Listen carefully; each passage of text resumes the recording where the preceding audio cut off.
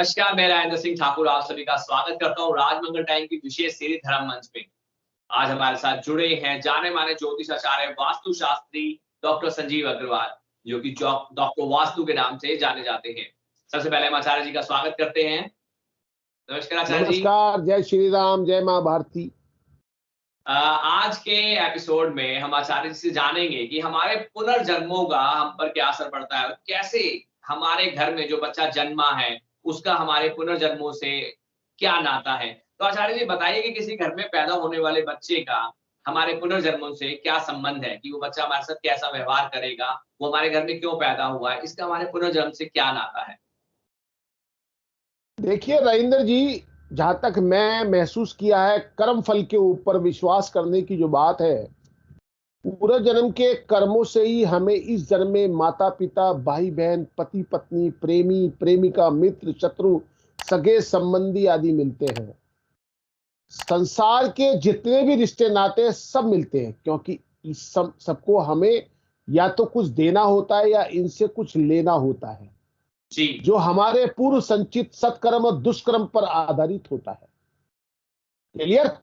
सही है बात ये? बिल्कुल। मैं बात कर रहा हूं हमारे घर में संतान के रूप में आखिर आता कौन है। जी क्योंकि संतान देने का काम ईश्वर का है, विधाता का है, लेकिन आखिर आता कौन है? वैसे ही संतान के रूप में हमारे कोई पूर्व जन्म का संबंधी हमारे द्वारा सताया हुआ, मारा गया जीव ही आकर जन्म लेता है, जिसे शास्त्रों में 4 प्रकार का बताया जाता है। जी सबसे पहला आता ऋणु, जो ऋण वाला आदमी, जिसके ऋणी अनुबंध कहते हैं। पूर्व जन्म का कोई ऐसा जीव जिससे आपने ऋण लिया हो, जी कर्जा लिया हो, जी या उसका किसी प्रकार से धन नष्ट किया हो, जी वह आपके घर में संतान बनकर जन्म लेता है और आपका सारा धन बीमारी या व्यर्थ के कारणों में ही नष्ट करेगा, ऐसा मान लेना चाहिए। जब तक उसका पूरा हिसाब ना हो जाए वो आपको खर्च कराता ही रहेगा। जी जी और आपने ऐसा देखा होगा, बच्चा पैदा हुआ, बीमार पड़ गया और पता चला लाखों रुपया उसके निकल गया और उसके बाद उसका शरीर नहीं बन पाया, वो विधाता के लोग को चला गया। जी दूसरा आता है शत्रु पुत्र। जी पूर्व जन्म का कोई दुश्मन आपसे बदला लेने के लिए आपके घर में संतान बनकर आएगा और बड़ा होने पर माता पिता से मारपीट झगड़ा, उन्हें सारी जिंदगी किसी भी प्रकार से सताता रहेगा। ऐसा हमारे समाज में अक्सर देखने को मिलता है। जी जी हमेशा कड़वा बोलकर उनकी बेइज्जती करेगा, वह उन्हें दुखी या कुष्ठ रखेगा, ऐसा मैंने महसूस किया है। जी जी इसके बाद होता है उदासीन पुत्र, जो अक्सर देखने को मिलते हैं। इस प्रकार की संतान ना तो माता पिता की सेवा करती है, ना ही कोई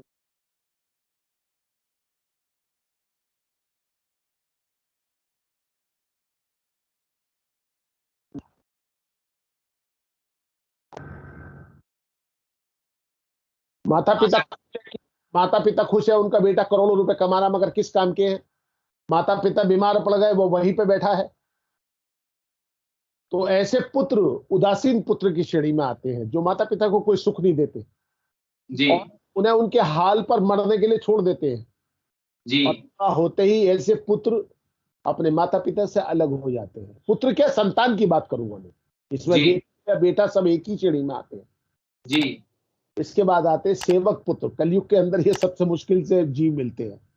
जी पूर्व जन्म में यदि आपने किसी भी की खूब सेवा की है और वह आपकी सेवा से खुश होके पुण्य जन्म लेता है, तो वो आपका ऋण उतारने के लिए आपके घर में संतान लेके आएगा ही। और यहां आकर पुत्र या पुत्री वो आपकी सेवा करेगा। एक मिनट आप, माफी चाहूंगा, आपको रोक रहा हूँ। आप ना उल्टे हाथ की तरफ हो जाइए, आप कटने लग गए हैं, थोड़ा आप हिल गए हैं। उल्टे हाथ की तरफ हो जाइए। हाँ, थोड़ा सा और हो जाइए, हल्का सा उल्टे हाथ की तरफ। हाँ बस, अब आप शुरू कर दीजिए, यहाँ से एडिट हो जाएगा। अब आता है सेवक पुत्र। जी पूर्व जन्म में जो जिसकी आपने सेवा की है जी और वो आपकी सेवा से बहुत खुश हुआ है, वो भी आपके घर में संतान के रूप में जन्म ले सकता है। वो स्त्री हो या पुरुष, लड़का हो या लड़की। तो ऐसे लोग आप उनको धिक्कारेंगे फिर भी सेवा करेगा, क्योंकि वो आपसे ऋण लिए हुए हैं। जी। और जो आपने बोया है वो आपको काटना पड़ेगा। आप उसको दूर भगाएंगे तो भी वो आपकी सेवा के लिए आपकी ओर भागेगा। तो ऐसे बच्चे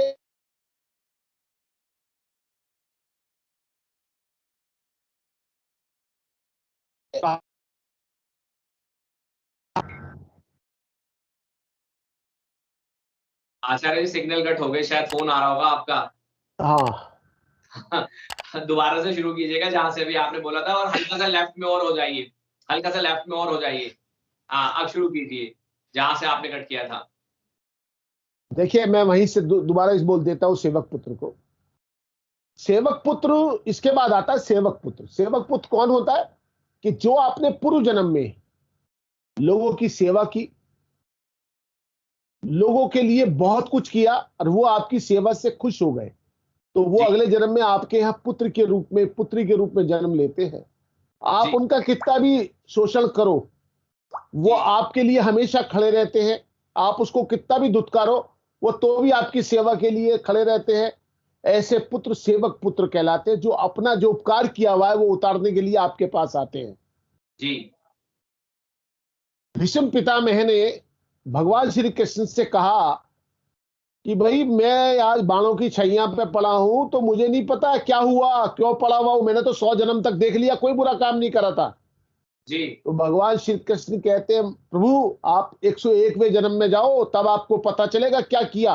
अब आप सोचिए 101 जन्म में जाके जो उन्होंने बुरा किया था, एक सांप को अपने बाण से उतार के उठा के दूसरी जगह फेंक दिया था कि वो किसी रथ से ना कुचल जाए। अब वो जाकर किसी झाड़ी में गिर गया जिसमें कांटे थे, उसका बोझ उन्हें उतारने के लिए बाणों की सैया पे लेटना पड़ा। 100 जन्म पहले की बात है ये। तो जी। जी। ऐसे सेवक पुत्र जिनके ऊपर आपका ऋण है, जिनकी आपने सेवा की, वो फिर आपके घर में जन्म दिया है और अब आपकी सेवा करेंगे। तो ये था आपके लिए, जो आपके घर में कौन आता है। आप ये ना समझे कि ये सब बातें केवल मनुष्य पे लागू होती हैं। ये 4 प्रकार से कोई सा भी जीव आ सकता है। जैसे आपने किसी गाय की निस्वार्थ भाव से सेवा की, तो जी। वह भी पुत्री या पुत्र के रूप में आ सकती है। जी। यदि जी। आपने गाय को स्वार्थवश पाला है, दूध देना बंद कर दिया, आपने बेच दिया है, तो वह ऋण अनुबंध के रूप में आपके घर के अंदर जन्म लेगी और आपसे सारा बदला लेगी। जी। इसीलिए हर काम वो करो जो आपको अच्छा लगे, जो आपको अच्छा लगेगा, जो आप दूसरे को देने के लिए इच्छुक होंगे, वही आपको वापस मिलना। इस जन्म में नहीं मिलेगा, अगले जन्म में मिलेगा। इसलिए अच्छे कर्म करो, आगे बढ़ते रहो, पीछे की तरफ मत देखो। जी। कहावत है, नेकी कर दरिया में डाल।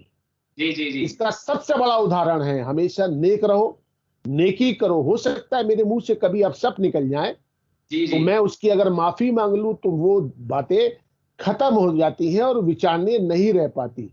जी। जी। इस बात को मैं यहीं तक समाप्त करता हूं। हो सकता है मेरा बात को आप समझ गए हो। ईश्वर आपके दिन को अच्छा रखे, यही मेरी भगवान से प्रार्थना है। नमस्कार, जय मां भारती। खुश रहे, बने रहे। जैसे कि आज आचार्य जी ने हमें बताया कि हमारे किए हुए कर्म जो भी हम करते हैं, वो हमें भुगतना ही पड़ता है। इस जन्म में नहीं तो अगले जन्म में। तो ऐसे कर्म करिए कि आपके जीवन में फल ही आए, सुगंध ही आए, खुशबू ही आए, स्नेह आए, प्रेम आए। अगर आप कठोरता करते हैं, विपरीत परिस्थितियों में लोगों को परेशान करते हैं, तो जो आप बोएंगे वो आपको काटना ही पड़ेगा। तो दोस्तों, आचार्य जी की बात को बड़े ध्यान से समझिए। जो भी आप अभी कर रहे हैं, जो भी आप सह रहे हैं, वो पिछले जन्मों के संबंध हैं। जो आपको ऋण है उतारने पड़ेंगे। उन ऋणों को उतारते समय आगे की तैयारी भी अच्छी रखिए। तो अब तक के लिए अब जाने का समय हो चुका है, आपसे अलविदा लेने का समय आ गया है। नमस्कार, अगले एपिसोड में एक नए विषय पे फिर चर्चा करेंगे। तब तक के लिए अपने होस्ट और दोस्त को अलविदा कीजिए। नमस्कार।